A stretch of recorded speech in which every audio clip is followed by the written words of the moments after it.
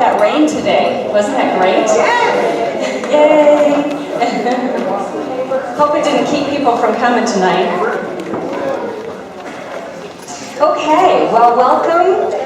This is our first town hall meeting for the school year. We'll have 3 more this year. A very special thanks to Bank of the West for their community support of tonight's town hall meeting. And I'd also like to thank Conifer Jazzercise, who has provided the water in the back, and for Sharon Troke of My Mountain Town, who is videotaping this. And all videos will be on My Mountain Town's site after every town hall meeting. And she's been doing this for years, so you can always go to there to find out what's going on. So we have quite a few speakers tonight. They've all been asked to present just the facts, not in support or in opposition to any development or anything else. I feel like there's something going on here. Is it sounding okay or not? Yeah. Feedback. I'm not sure why. Is it okay here? Okay. Right in the light. Okay. So just in case there's any of you that have not been here before, and I see lots of familiar faces, but for anybody that hasn't been here before, we have the speakers speak without any comments or questions. And that'll be between 7 and 8, and then, at 8 o'clock, you'll be able to ask questions of all the speakers and presenters. So, no campaigning, no questions, no comments. So, what's going on around here? First of all, I'd like to ask Melanie Swearingen. She's our director for Conifer Area Chamber, and she's going to talk about the Chamber of Commerce. Thank you. Good afternoon.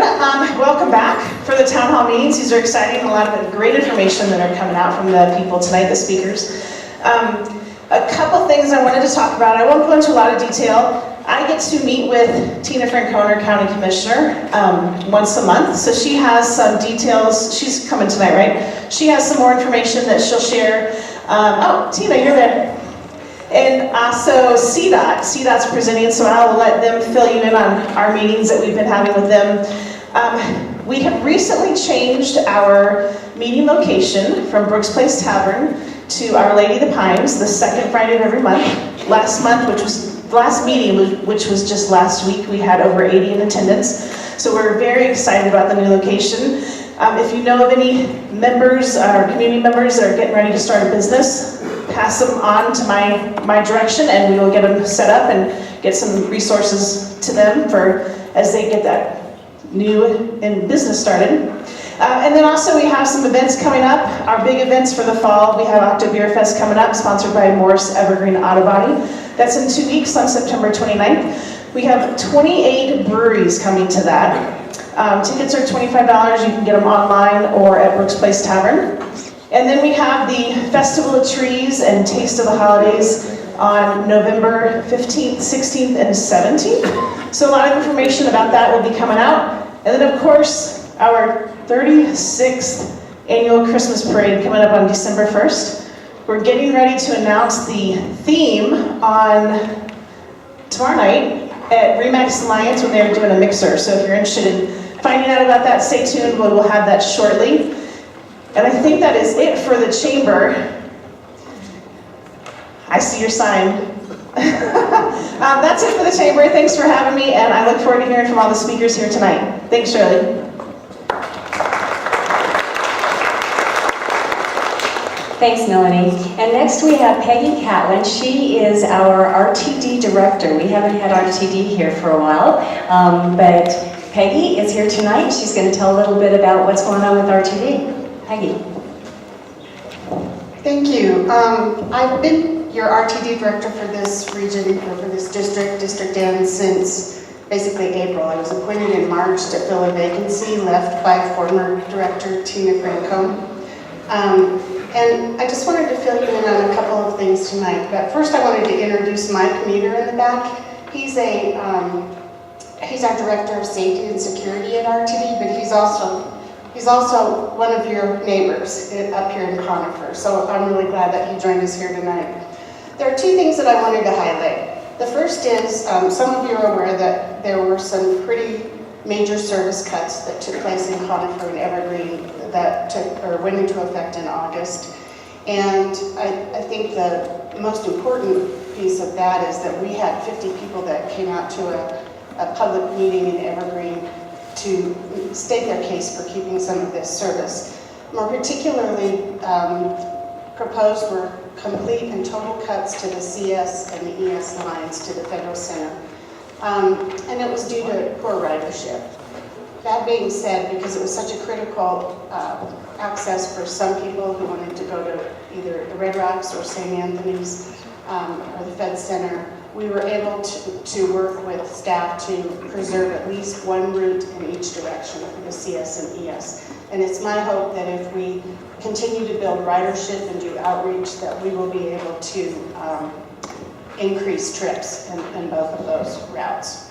So that was a big issue, and I just wanted to give you an update on that. And you're welcome to provide comments on how that is going as well. I think the bigger item is that last night the board acted on a fare change for the whole region. And staff worked with people throughout the whole RTD region to look at some of the fare structure. They look at fares every 3 years just to see where they are with respect to the budget.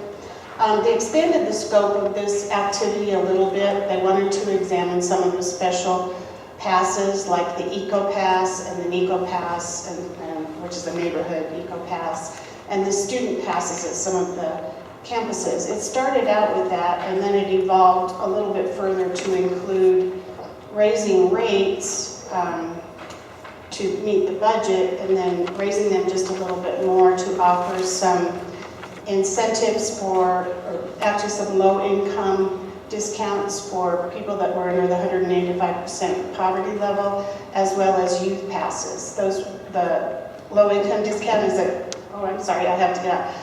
I have a handout up here and a website and several cards if you want to get more detail on this after I'm done. Thank you.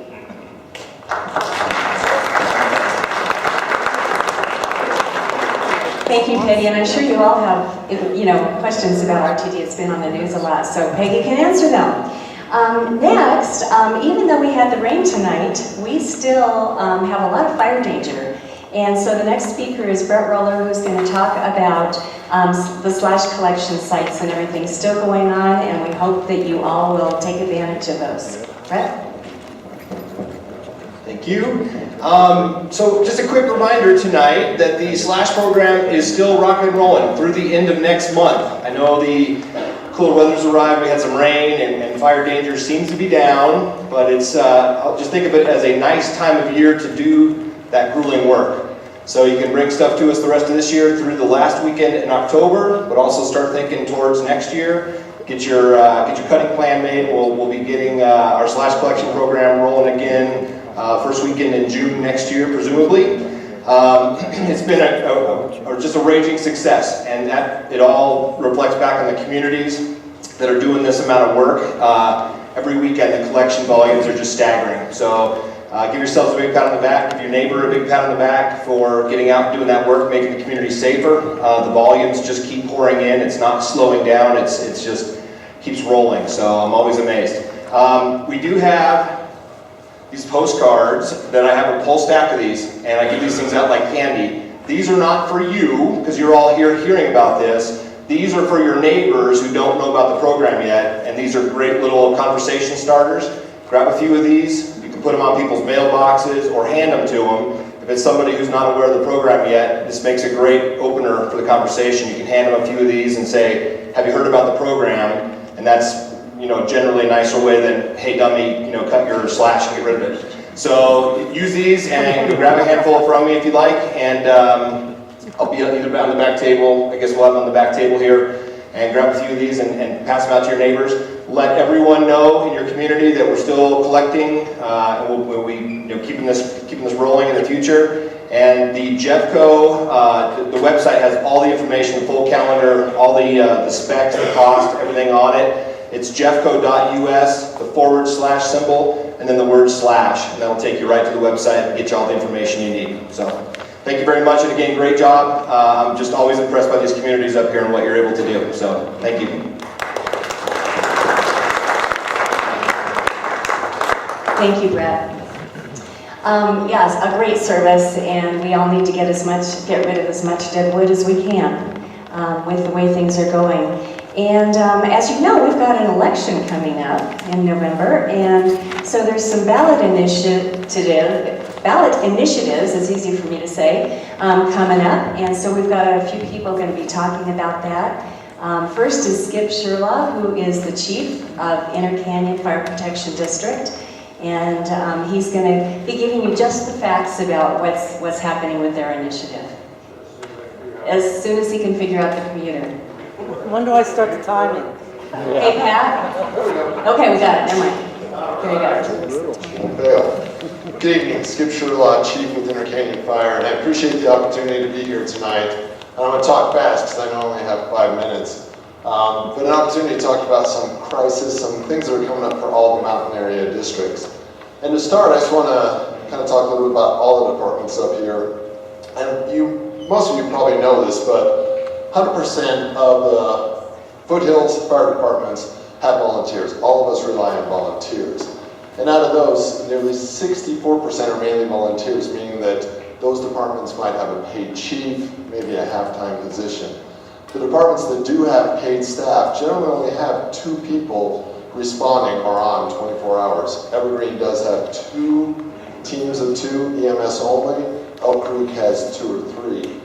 And what's interesting is over 3/4 of the departments transport patients down the hill. So that's someone with cardiac arrest or injured leg, whatever. We're taking them down to Lakewood, Littleton, Denver, wherever. And those transports are usually 2.5 hours. If you're on the west part of Elk Creek or North Fork, that can be upwards into 3 hours. So it's a lot of time for volunteers. Every department up in the mountain area is an all-hazard department, meaning we respond to everything: wildland fires, structure fires, cardiac arrest, 2 a.m. when someone's fallen out of bed and we're putting them back in. Any call we respond to. Some of the crises, some of the challenges that we face, and this is nationally, but locally we're all having a problem with volunteers. Volunteerism is down. You can see it's down nearly 12% since 1984. And we struggle with that. Volunteerism and retention is very hard. Also, we are all seeing an increase in our calls. So volunteerism is going down, calls are going up. And we're seeing a lot of multiple calls at the same time. So it makes it difficult to rely on each other for mutual aid when every department's out on a few calls. And again, it's difficult with the decline in volunteerism. And then there's Gallagher. Who here has heard of the Gallagher Amendment? Oh wow, that's more than normal, cool. All right, so what is the Gallagher Amendment? And I'm gonna go through this as quick as I can. 1982, with housing prices rising, and then housing basically paying a greater portion of the taxes, they created the Gallagher Amendment. So you had non-residential that would take 55% of the taxes, non-resident or residential taking 45%, and they need to keep this split. Back in 1982, non-residential was set at 29%, so you get 29% of the tax. For the housing, it was set at about 21%. Well, that residential assessment rate has gone down and down. Last year, it dropped to 7.2, which generally means some districts saw an 18% reduction in their budgets. Most of us rely on our taxes from houses, and so that can be 95% of our budget. An 18% cut is pretty big. Next year, they're talking about a predicted drop to 6.1. And this will affect every mountain department. This will affect every department across the state. Some are going to be talking about closing on the eastern side. Some are talking about closing houses or engines, what have you. So it's a pretty critical issue that's facing every department. Talk a bunch more about it afterwards if you like. That's just kind of a brief little hint on it. Just about every district is going to be on the ballot this year to address the Gallagher, including Inner Canyon. Some other things that we are always dealing with, of course, is wildland fire. It's been dry and it's been hot, obviously. We've had a record 90-degree days. I think we're almost, I don't think we're at the top, but we're reaching the most ever 90-degree days in Colorado. So it's been dry and it's been hot. And they talked about in April the drought, and where they predicted. And as we move forward, it's looking like we're going to be into a moderate to severe drought season. We just haven't had that much moisture. So wildland fire is still a big risk. It's good to go right after the slash guy, right? And so why I bring this up is, if we look at 2018 has had 5 of the top fires. Out of the top 20, there have been 5 in 2018, largest fires. You see the Hayman fire is the largest one, but the second largest one is the Spring Creek fire. And so again, these are all being addressed, initial attack by volunteers, mainly by volunteer firefighters, and these are big fires. To put this into a little perspective, 1996, the Buffalo Creek fire, which isn't even on that list of top 20, 12,000 acres in about 5 hours. If we take that footprint and we put it over our area here, that goes from the foothills to about Pine Valley. That is about 12,000 acres. Again, 5 hours, mainly by volunteer firefighters. Now look at the number 1 fire, the Hayman fire, and what that looks like to our area. Pretty much covers the entire mountain area when we look at that. And so, again, we have a lot of critical issues coming up in the next year for all the mountain areas. Gallagher can affect many of the departments in a negative way. Volunteerism, it's tough. You know, there's a lot going on, there's a lot of things for people to do, and getting out and volunteering is difficult. You're looking at 10 to 15 hours a month that people are putting in just for training, not to mention going on calls and all the additional things that they do. So I will be here afterwards. Sorry, I talked really fast, and I have 1 minute left. So I tried to get through that as quick as I could, but please come talk to me. If you're confused about Gallagher, if you have more questions, please come and talk to me. I'll be happy to talk to you about it. And that's it, thank you. Good evening.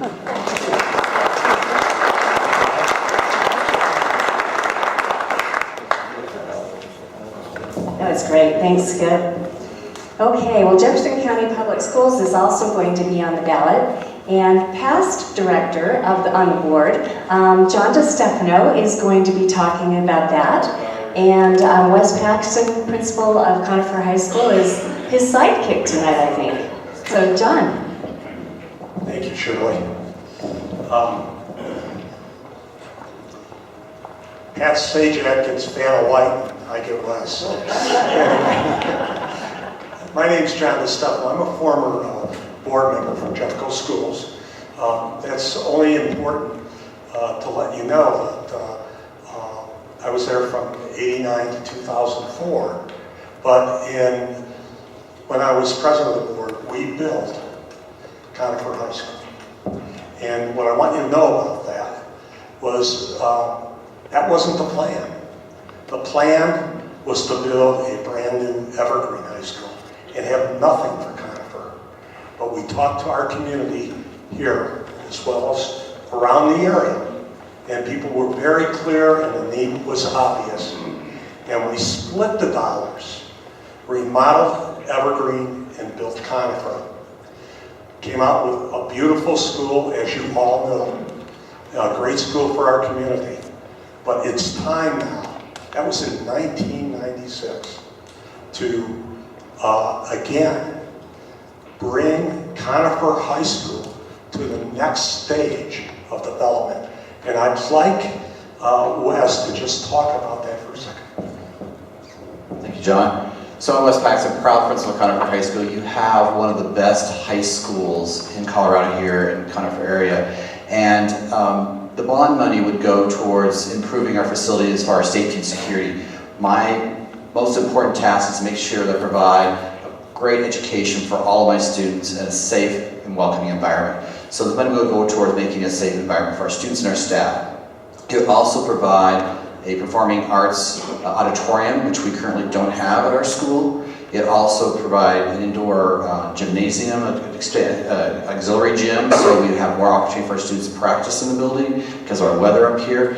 And because we don't really have access to water like the surrounding schools do, we would be able to have turf fields, which would allow our students to have a longer season. We try very hard to make sure that our students perform up here so you get a chance to watch our students. We have a turf field for our football, soccer, and lacrosse program, but we don't have one for baseball. We don't want to have for softball, and when our kids want to practice outside, we don't have a place for them to practice when the snow's on the ground. So it allows us to plow the fields, because you can't plow grass. It just tears it all up. So it gives us a chance to do that. So I really hope you would consider that. And also, we have amazing staff at Conifer High School, and Would you support their efforts to provide that? And it's hard to find quality teachers, and by helping with the mill funds, that would allow us to have quality teachers, to hire them and keep them up in the Conifer area.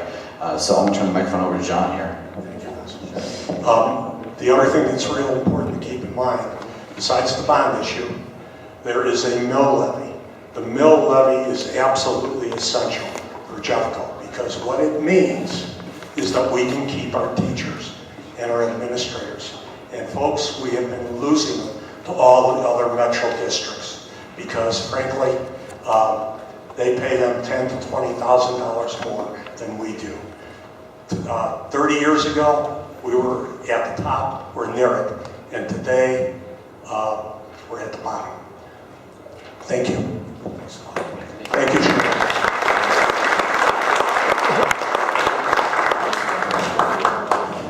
Thank you, John and Wes. There are all kinds of materials over here, and they will be answering questions right about 8 o'clock. So come on up and talk to them. Next, I would like to introduce Tina Francone, our Jefferson County Commissioner. Tina?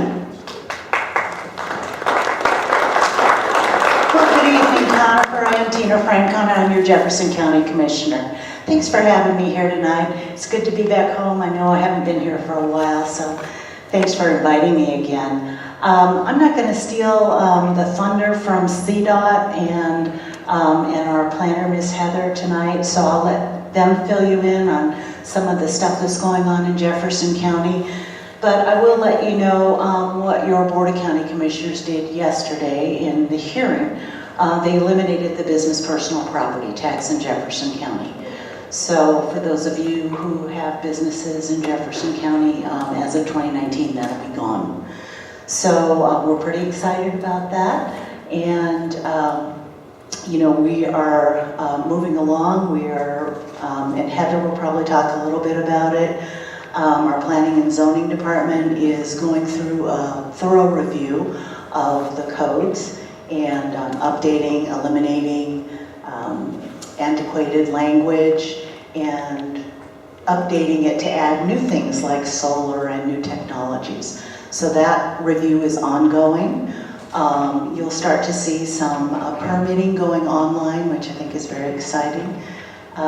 So your Jefferson County folks are, you know, looking at fees and making sure that they're appropriate to, I mean, if you come in for a permit, you should know that it needs a permit or it needs some checking or an inspection on that. And we're also looking at the fee to make sure that the fee fits. Is it, you know, because your planning and zoning shouldn't be a cost center. So a thorough review is going on right now. And another thing I just want to mention to you, you probably heard it before, but we are rolling along with our Resilient Jeffco plan. And that's a plan to have a look at all the agencies within Jefferson County, each department, so we're not siloed. We're looking across each department to see if we can consolidate practices, software, personnel across Jefferson County, so we can move a little more efficiently, and we can make sure that we're being good stewards of your taxpayer dollar. So I am Tina Francone. Thanks so much for having me here tonight.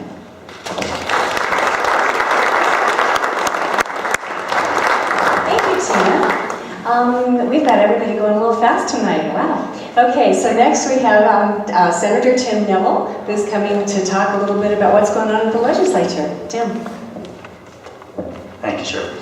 Well, I'm State Senator Tim Neville. I serve in Senate District 16, which is, just to refresh everybody's memory, a little bit of southwest Denver, South Jefferson County, pretty much all of West Jefferson County, down through Genesee, into Golden, up into Gilpin County, west side of, the west side of Nederland, down Coal Creek Canyon, and over to the township of Superior.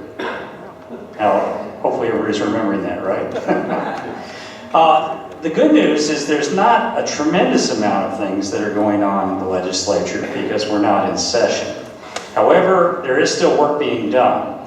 Of course, the governor is going to be getting his budget ready for next year, even though we will have a new governor. I'm sure they'll be doing work to try to identify potential budget proposals that will be ready. And of course, whoever comes in is going to take over that position, whoever you elect in November. Some of the other things that are going on, we have interim committees that go on. So we have a number of interim committees. Some of the key ones that are going on right now that are doing work. We have an opioid addiction committee that's going to be meeting. We also have a committee that meets on Gallagher to see if we can come up with reforms for the Gallagher amendment. I'm not on either one of those committees, but I am on a sales and use tax committee. How many of you are small business people or business people that have to file sales and use tax? Nobody? Okay. How many of you enjoy the process of filing sales and use tax in Colorado, especially if you have to do it across a variety of districts? As you know, we have probably, it's bad. It is bad. It's not the worst, but it's probably the second worst in the country. So we've been working on that for the last year and a half, and we're going to continue working on that. We're ready to put up a program and get that out for request for RFP, request for proposal, to actually have a single point of contact for you to file your taxes and also to acquire your licenses across the different entities in Colorado. And I think that would be a huge opportunity. It's definitely a bipartisan effort. Representative Kraftharp and I are involved in that process, along with two of our other cohorts and a number of people, business people, tax experts, and also people from the home rule communities, because that's the challenge that we have in Colorado, is the home rule communities, trying to get everybody on the same page. So there's a lot of different layers to that. So that works through the process. And we're involved in that. We'll be meeting again next week on that. One of my favorite committees that I happen to chair this year is the Legislative Audit Committee. So for those of you out there, Legislative Audit Committee is 4 Democrats, 4 Republicans. Basically, our focus is to work with the state auditor, and we have a great state auditor who's won numerous awards. I laugh and say that would be my #1 draft pick if I were choosing a team for the state, because she's excellent about understanding how the dollars are used. And when was the last time you talked to anything in government and you said for every dollar spent, it actually pays off $5? That's the audit committee. They find $5 in savings, so it's a pretty good investment of your dollars. So we'll be meeting 2 days next week, and usually the process is we have audits that have been going on probably the last year or even 18 months possibly. And we'll be releasing those audits. So if you have nothing else to do on Monday morning and you want to turn on the Colorado General Assembly, go to the legislative audio, you can listen in, and we'll be talking about those audits as they're released. And we'll also be lining up other audits to do. But it's a very good, I believe it's a very good use. It's a very positive thing, because it does give you that transparency and making sure that your tax dollars are being used. So those are the things that are going on right now in the legislature. And then of course bills will be getting prepared. So the bill process, if you have ideas and you have specific needs, definitely start talking to your legislators, myself or other people. Everybody has to get through elections, and then it works pretty quickly, because by the first week of December we'll have our bill titles in, and we'll start working on that process too. So it's not like there's a dull moment, but you are safe from new legislation right now, at least until that second week of January. So thank you again, and appreciate your support and your feedback. Thank you, Tim. So next we have CDOT. We have Jana and Steve here. They're going to be talking about all of the things that are going on with the highways up this direction, but also how we're going to pay for them. Jana? All right. Thank you, Shirley. I'm Jana Spiker. I'm a resident engineer at CDOT, and this is Steve Harelson, a program engineer as well. So tonight we're going to talk to you about CDOT-related themes on the 285 corridor. We're going to talk about Kings Valley. We'll also talk about the potential improvements that would be made with funding that would be realized as of proposals that are put on the ballot this fall. And then Steve will kind of go over some of those ballot measures and what they mean to CDOT and our funding. So for the Kings Valley project, many of you know we are working on the design of that project. We are designing a grade separated interchange, so an overpass over 285. It will be just south of the existing intersection there at Kings Valley. We are currently fully funded for design with just shy of $1 million. When we met last, I didn't have any good news about funding for construction, but I am pleased tonight to tell you guys that we do have some of the money. I'm looking at about 3.5 million of that funding and potentially another 1 to 1.5. So we're getting more than about half the way there and are continuing to work with other locals to see if we can fully fund that project. That being said, we were going to show you a video tonight, but we were having some technical difficulties. The ballot projects, there are two proposals that will be on the ballot this fall. Proposition 109, which is Fix Our Damn Roads, and Proposition 110, which is Let's Go Colorado. So the Kings Valley interchange would be funded by either or both of those ballot initiatives if they were to pass. Also, other improvements include widening of the shoulders and also adding passing lanes between Bailey up the 285 corridor in that area, as well as the runway truck ramp at the bottom of Crow Hill, and then also widening to 4 lanes between Richmond and Schaefer's and the Kings Valley interchange. So that would be one of the ballot projects that you would see this fall. Another one on 285 is the 285 C470 Morrison Road interchange. That would be fully reconstructed and capacity would be added at the Morrison Bridge that C470 carries over Morrison Road. So those would be the projects that would be impacted by potential ballot measures. That C470 285 project would only be funded by Proposition 110, whereas the other one I talked about first, the Kings Valley, Richmond Hill to Schaefer's, and down to Bailey would be funded by either 109 or 110. So Steve will talk more about those. Thank you. Thanks, Jana. So before I start on talking about 109 and 110, I want everyone to understand that we're not advocating it one way or the other, either of them or both of them or neither of them. This is just information.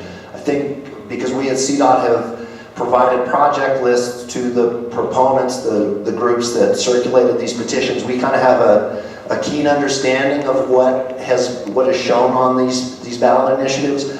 But this is information only, this is not advocacy. So I'll start out with 109, Fix Our Damn Roads.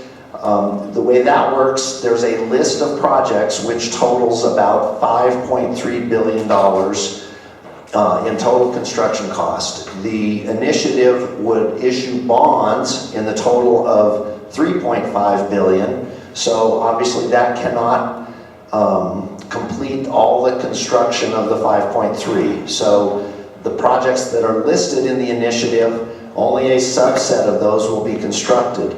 There are also some constraints in terms of spending. Because it's a subsidized, like a tax-free bond that is going to pay for these, there are some IRS rules that say those bonds have to be expended within 3 years. So we have a large menu of projects, $5.3 billion, and that gives us the chance to choose the ones that can be delivered in 3 years. I think the writers of that initiative weren't sure, and probably CDOT wasn't sure at the time those lists were developed last spring, which ones could be delivered in 3 years and which ones might have some environmental issues or political issues that would restrict them from being completed. So when you look at the 109 list, that's not a promise of all the projects that would be completed. About 60-70% of those projects would be completed in terms of dollar value. CDOT is currently working on a list. I think the Transportation Commission, in fact, is going to review that tomorrow for the most probable candidates for the 109 bill. So I guess look in the news for that, look on CDOT's website for that. Currently, as Jana said, the Kings Valley project, which is not just the interchange, it's also the widening from the top of the hill down to Schaefer's Crossing, is on both lists, both 109 and 110. So on the 109, it's on the list, so it means it could be funded, but not that it will be funded. The bonds would be repaid with current revenues, whether they are general fund revenues. I think initially they will be general fund revenues, but initiatives cannot tie the hands of the legislature in the future. So if there's an economic downturn, those general fund revenues could go to other purposes, and gas tax revenues would then be used to retire those bonds. I see I've got 1 minute, so I better hurry. I'm going to probably sneak 90 seconds, so they'll have to drag me off the hook. The 110 initiative is similar. There's also a project list. It totals a little over $7 billion, and that is a commitment. It would be funded by a sales tax of 0.62%. The revenues from that sales tax, 45%, would go to CDOT to fund the $7 billion worth of projects. 40% would go to cities and counties to do their local street networks, which is similar to what the state gas tax currently does. About half of that goes to local municipalities, and there's an equation that defines that. And 15% goes to a multimodal fund, which would be transit, bike paths, etc. So that's the proposal that is on the ballot. There's no time limit on the spending. The tax sunsets in 20 years, and I think CDOT's plan is to try to deliver the $7 billion within about a decade. So put that in perspective, that means we would be spending about $700,000 a year additionally on construction. Currently, we spend right about between $600,000 and $700,000 a year, or $600 and $700 million a year on construction. So we would be doubling our construction program in terms of building capacity over the next decade. And I'm out of time. She's so exhausted she's fanning herself with the time flag. So we'll be around for questions, and we can talk about it after the meeting.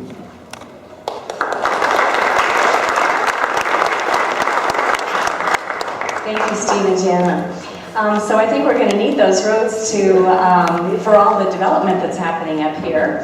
So Heather is coming up here. She's the senior planner at Jefferson County with planning and zoning, and she's going to talk about all of the different cases that are in the development stages or in the planning stages or pre-planning stages. So she has quite a list, and you have most of them. I understand there's one new big one that she'll be talking about too. Yes, thank you, Shirley. Again, my name is Heather Gutherless, and I am with Jefferson County Planning and Zoning. I want to talk about a lot of the development proposals that we've been seeing. There is a full list in your packet, and then, like Shirley was saying, there's one that just popped up this last week after I gave Shirley the list. And so it is in a new handout that is at my place at the table over there that you can come and grab if you want to see it after the presentations.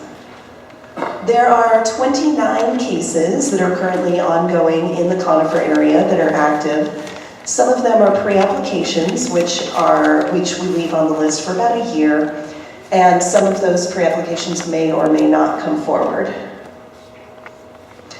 The pre-application, I'm going to talk about those cases first. Those are cases that are very preliminary requests. Somebody wants to come in, maybe they own a piece of property and they want to see what the county would think about a certain development on it. So they come into the county, they give us some really basic information, and we give them some information about how the county would feel about the proposal, whether we would support it or not, whether there would be any additional items that they would need to be aware of, such as road improvements, anything regarding water and sanitation that we think might be big issues that come up in those processes.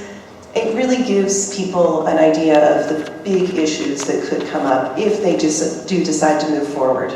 Just to let you know also, about 40 to 50% of those cases do not end up moving forward for a variety of reasons. There is not any public notice of those the pre-application requests. However, because you're at the Conifer Area Council meeting tonight, you will get to hear about a few of them in your area. The first one is new since April. And this is off of North Turkey Creek Road. It's outlined in red on the map. It's near Starlight Drive. So it's that piece just south of North Turkey Creek Road. And the proposal was to allow for 14 homes on 30.6 acres. Since April, we have not heard from the applicant, so there's been no community meeting scheduled, which would be the next step if they did want to move forward with the rezoning process. And the plan, just to give you an idea of what the Conifer 285 area plan recommends, it recommends residential at 1 dwelling unit per 10 acres.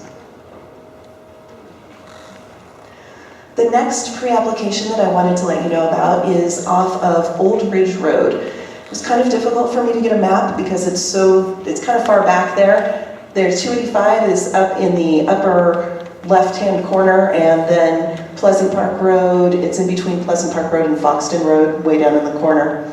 It is a rezoning to allow a Class 3 recreational facility, basically a 4-H riding arena on 12.6 acres.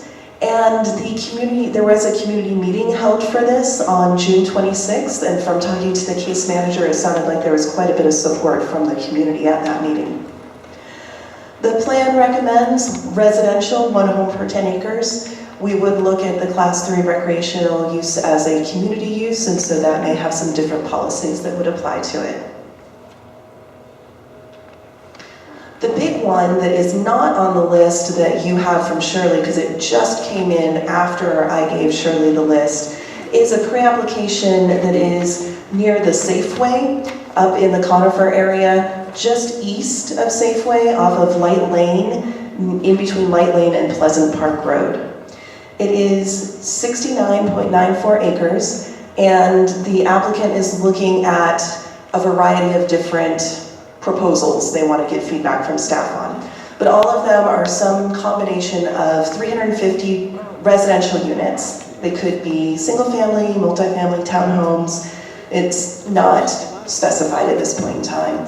And additionally, perhaps some commercial, very limited commercial or mixed use for the service of those residents. Since it just came in, there's no community meeting that has been scheduled yet. And the plan recommends, this is in an activity center, so the plan recommends 4 homes per 1 acre as a maximum. Next, I want to talk about a community meeting that's coming up for a rezoning proposal. And community meetings are the first step if somebody wants to rezone or go through a special use process in the county. It's required before they can start a formal application. Community meetings are a lot more informal than a public hearing that happens at the end of the rezoning and special use processes. It's really an opportunity for the applicant to present to the community what their proposal is and to get questions and feedback from the community. There's no decisions made at these community meetings. There's always a staff member present from planning and zoning so that we can take those comments and add them to the case record. Just to let you know, community meetings are not required for our site development plan and platting processes because the zoning is already in place for those processes. The community meeting that is coming up next Tuesday, September 25th, is for the Pine Grove History Park. This is down in Pine Grove off of County Highway 126. It's just east of the North Fork Fire Protection District station that is down there right in Pine. It's at 6 p.m. and they actually did not come through a pre-application, so you would not have seen it here at one of our meetings. Pre-application processes are optional, so people can just skip right forward to the community meeting phase. The next few cases that I want to talk about are rezoning cases. These are cases where somebody wants to change the allowed uses that are on their property. So an example of that is if somebody has property and maybe it's zoned for residential type uses, they can put homes on there. But what they really want to do is put an office on there. In order to do that, they have to go through the rezoning process, which includes that community meeting. It also includes 2 public hearings, one before our Planning Commission and one before the Board of County Commissioners. The Planning Commission is an advisory body, and they make a recommendation to the Board of County Commissioners. The Board of County Commissioners makes the final decision on rezoning cases. At both of those hearings, public testimony is part of the process, so people are welcome to come and talk about the case. The first one that I want to talk about is the Conifer Heights rezoning proposal, and this is right at the intersection of 285, Highway 73, and Barkley Road. This was rezoned in 2006 to allow for some townhomes, and at this point in time, the applicant has requested to increase the number of the townhomes on that site to 104. The community meeting occurred on March 13th. Since that time, the applicant did make a formal application. Staff did review that proposal. We sent it out to a lot of different agencies as well. And we compiled all the responses, sent them back to the applicant, and now it's in the applicant's court to respond to all of the issues and concerns that staff brought up. The next rezoning case is down in Buffalo Creek. It is a rezoning proposal on the Blue Jay Inn property. It's a historic structure that has been down there for quite some time. It's historic. And it is a 1.7 acre piece of property. They would like to rezone it to allow for a bed and breakfast. Even though it has historically been used as a hotel in the past, it's been zoned residentially. So in order to do the bed and breakfast, they actually need to go through the rezoning process. And they did complete their first referral, and they are in the process of addressing comments. The next rezoning to give you an update on is in Aspen Park. It is off of Davis Avenue, and it is the mini storage. The mini storage in that area wanted to expand their uses to some residentially zoned property that they owned just adjacent to them. I just wanted to let you know that this rezoning proposal was approved by the Board of County Commissioners on September 11th. Next, there are a couple of site development plan cases that I wanted to give you an update on, and those cases, site development cases, are cases where the use is already established, so the property owner wants to come in and develop under their existing zoning. At the site development plan process time, staff looks at things like what the building is going to look like, what landscaping is going to look like, where the access points will be, specifically how drainage will be addressed, very technical issues, how they're going to meet our regulations. The site development plan is administrative, so there are no public hearings associated with the process. Just a very brief, I wanted to just let everybody know that I know there's been a lot of interest in the Emmaus project, which is the Adult Catholic Retreat Center up near Schaefer's Crossing off of 285 and South Elk Creek Road. Just wanted to let you know that there's nothing new on that case. Last time I came in, I said that they were in their second referral phase, and they're still in their second referral phase. I also wanted to let you know there was a lot of interest around the Woodlands Event Center that was the wedding event center that is near Windy Point off of 285. And that site did go through site development plan, and it was recently completed, so you may start to see construction in that area. The last site development plan that I wanted to talk to you about is very new. It is for the Church of Christ, and it is a site development plan to construct a church off of Highway 285 near one of the park and rides that's off of 285 in the frontage road, and they just submitted items for sufficiency. That is all I have. Thank you very much. If you have additional questions, I will be at the table at the end.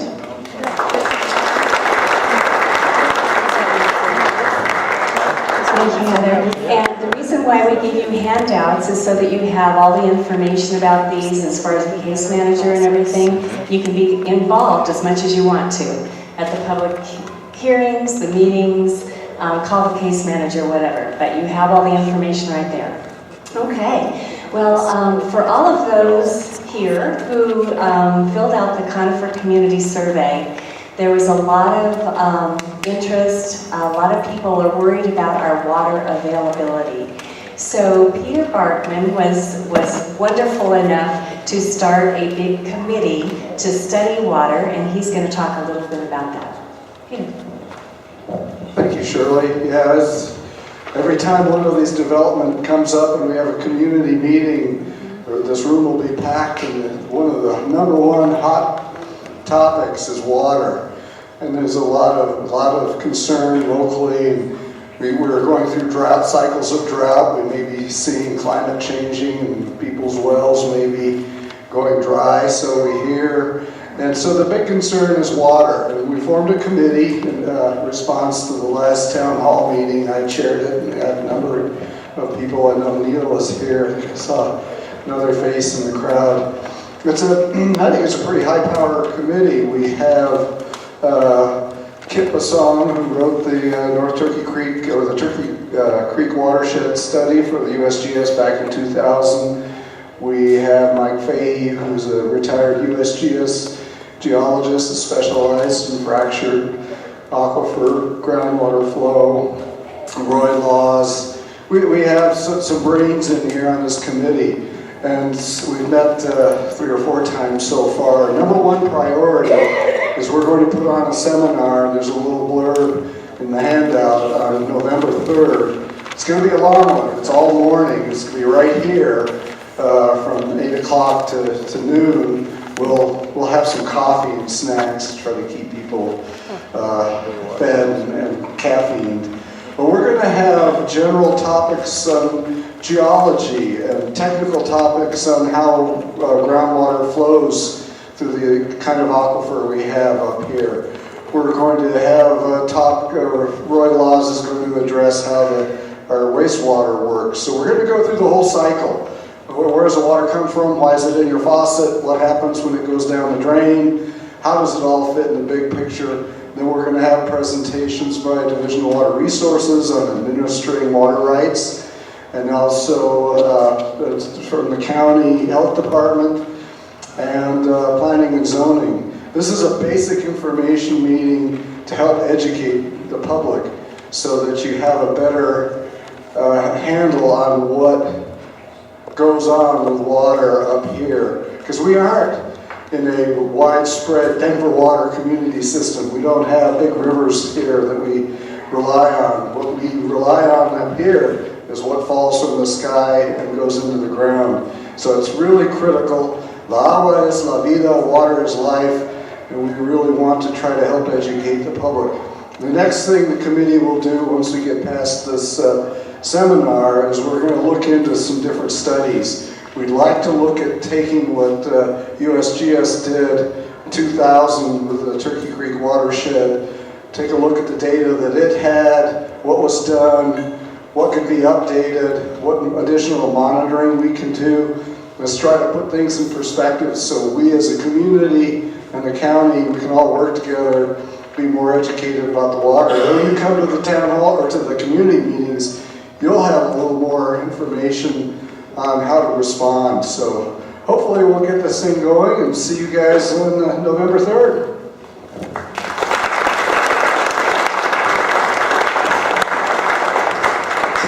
An educated community is going to be key in a lot of these things, so hope you all can make it to that. Next we have Zach Taylor, who's the park manager for Staunton State Park, and he's just going to talk a little bit about the updates and what's going on around there. Zach. Thank you. Good evening, everybody. Since I'm the last to go, I get all night, right? No, I'll keep it short and simple. I'm sure, actually I want to ask a question first. Who has been to Staunton State Park? Fantastic. For those of you that have not raised your hand, shame on you. Come to Staunton, come enjoy it. And the whole idea behind Staunton State Park was to provide a recreational opportunity for the neighborhood, for the community, and for people in Colorado. So come out, enjoy it. Obviously right now is a great time to do it with fall colors. We do have water, it is flowing, the waterfall is still flowing. I get a lot of questions on that. Flush your toilets and the waterfall will flow. With that being said, recently we did have a fire in the park. I will let you know it was about the size of this room. We're not positive on the actual cause, but we do believe someone was illegally camping about 4 miles from our campground and left it. was smoldered. He did put dirt and stuff on it, but didn't completely put it out. We were lucky, our visitors recognized it, saw the smoke. With a huge thank you to the volunteers and Elk Creek Fire Department came out. They responded within 12 minutes. I also had a ranger who was on scene in 5 minutes, and we were able to get a hand on it and take care of it. So that's one of the big things that I wanted to mention today. It wasn't really on the list, but I can see it all in your faces. That's a huge concern. But I want you to know we are very well prepared. Besides having folks on the ground, we have a water tank, 500-gallon water tank. We've got materials and equipment spread out throughout the park, and then we maintain the roads through the park so that we can get that access. The fire itself was about 200 yards off of our admin road, made simple access for the fire department, for our rangers and folks to get to. So one of the biggest things and one of the emphases that we've had, especially with that park in the surrounding neighborhoods, is fire management and fire mitigation. So we were able to get on top of that and take care of it. If you have been to Staunton recently, you'll notice on your drive in, there's a nice new building in there. You guys seen that one? Well, it's not quite done yet, so it's not fully new. But come out in January, we should have a brand new visitor center. The emphasis on that building is to provide some office support for the staff, and then a large multi-purpose room, educational classroom for our community as well as our schools. This last year we had almost 1,000 students come to Staunton to hike our trails, to get educational programs, and to further their education. And most of those times they're coming in the spring. How many of you know spring is the best time of the year to come out and go hiking in the mountains? Yeah, you know, right? Absolutely. No, it's hailing, it's snowing, there's rain, all this kind of stuff. We didn't have a really good facility to bring the kids inside, give them comfort, give them warmth. This facility will provide that resource, not only to the kids, but to the community too. So we're hoping that, I don't know if we'll get a group this size, but we can have some of these community meetings held at Staunton, and we want to provide that resource. I want to update real quickly on our track chair program. How many of you have heard of that? Fantastic, this is a well-educated group. Our track chair program basically is a motorized wheelchair. The Friends of Staunton State Park purchased a chair in 2016. We started the program in 2017 and it took about 130 folks who were disabled out on hikes in the park. And the emphasis was that accessibility and providing access to everybody. And so it's kind of neat to see some folks in the room that may not have the chance to fully get out and hike in their state park. We can provide that. The Friends of Staunton now has 3 track chairs at Staunton State Park. And so we can provide trips every Friday, Saturday, and Sunday. We're looking to expand to a 4th chair. It's a little bit smaller in stature. We actually had several kids, as well as some smaller stature folks come out this year, so we're looking to buy one more. So keep track of that. Donations are always welcome. We'd love to have that. Want to provide that resource to as many folks as possible. Our Friends group is looking at basically a scholarship where we can start going to homes and providing that resource to actually get to the park. That's the next step. So if you can come to the park, we want to get you on the trails. If you can't come to the park, the hope is that we can provide some of that resources to you. So some updates there.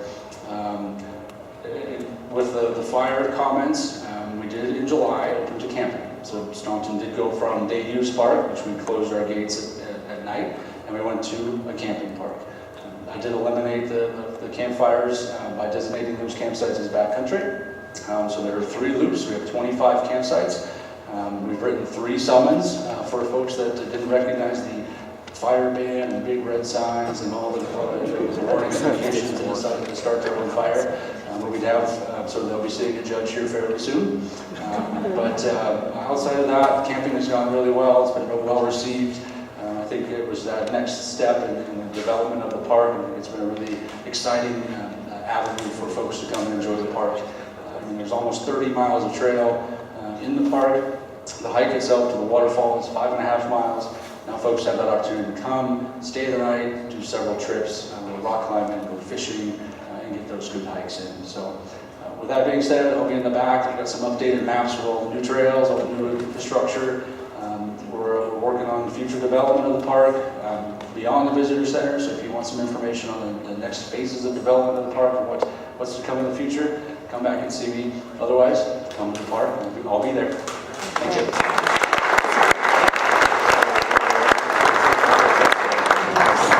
Thank you, Zach. And now we're at our open house segment. So we've got a lot of important, amazing speakers that are still sticking around to talk to you tonight, have a lot more information for you. So please stick around. We might have some cookies back in the back and water and coffee, and please stick around for a little bit.